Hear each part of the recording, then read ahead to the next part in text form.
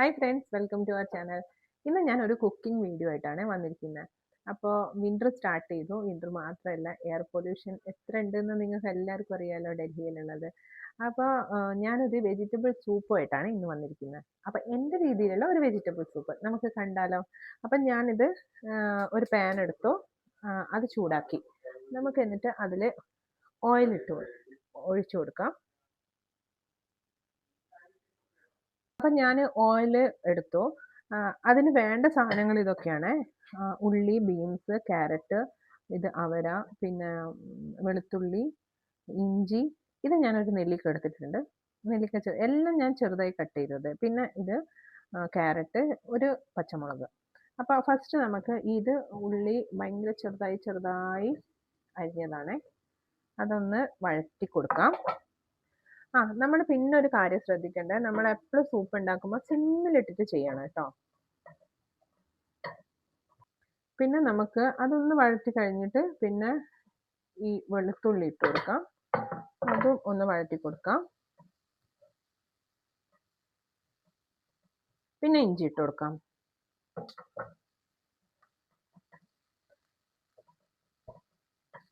അപ്പം നമുക്ക് ഇത് നന്നായിട്ട് വഴറ്റി കൊടുക്കാം. ഇതൊക്കെ നമ്മൾ വഴറ്റി വന്നു. എന്നിട്ട് നമുക്ക് ഓരോരോ വെജിറ്റബിൾസ് കട്ട് ചെയ്തത് ഇട്ടിട്ട് ഇളക്കി കൊടുക്കാം.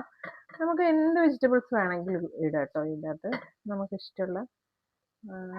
അപ്പം ഞാനിതാ എനിക്കിന്ന് ഇവിടെ അവൈലബിൾ ആയിട്ടുള്ള വെജിറ്റബിൾസാണ് ഞാനിട്ടത്.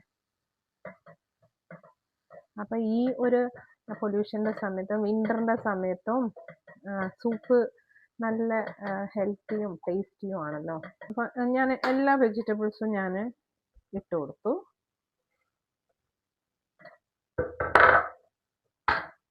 പിന്നെ നമുക്ക് കോൺ ഉണ്ട്, അതും ഇട്ട് കൊടുക്കാം. അപ്പം പിന്നെയും നമുക്ക് നല്ലോണം മിക്സ് ചെയ്ത് കൊടുക്കാം. പിന്നെ നമുക്ക് ഇതിനകത്ത് ഉപ്പ് ചേർത്ത് കൊടുക്കാം. പിന്നെ നമുക്ക് കുരുമുളക് പൊടി, പിന്നെയും നല്ലോണം ഇളക്കി കൊടുക്കാം.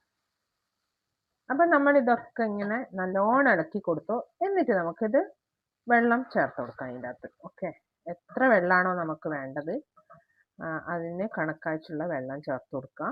നമ്മൾ എത്ര വെജിറ്റബിൾസ് ആണ് ഇട്ടത് അതിന് കണക്കായിട്ടുള്ള വെള്ളം ചേർത്ത് കൊടുക്കുക. ഇതൊക്കെ നമ്മൾ ചേർത്ത് എല്ലാം മിക്സ് ചെയ്ത് നമുക്ക് കുറച്ച് സമയം ഇതൊന്ന് മൂടി വെക്കാം.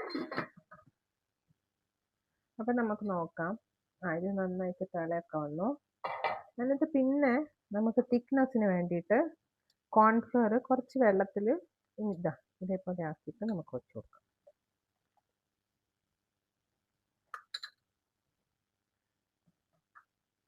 അപ്പം നമ്മുടെ സൂപ്പ് ഇവിടെ റെഡി ആയി കഴിഞ്ഞു.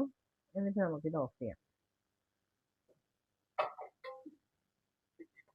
അപ്പം ഇതാണ് നമ്മളുടെ വെജിറ്റബിൾ സൂപ്പ്. നിങ്ങളെല്ലാവരും ഒന്ന് ട്രൈ ചെയ്ത് നോക്കുക കേട്ടോ. അപ്പോൾ ഇന്നത്തെ വീഡിയോ ഇത്രയൊക്കെയാണ്. അടുത്ത വീഡിയോയിൽ കാണുന്നത് വരെ ബൈ.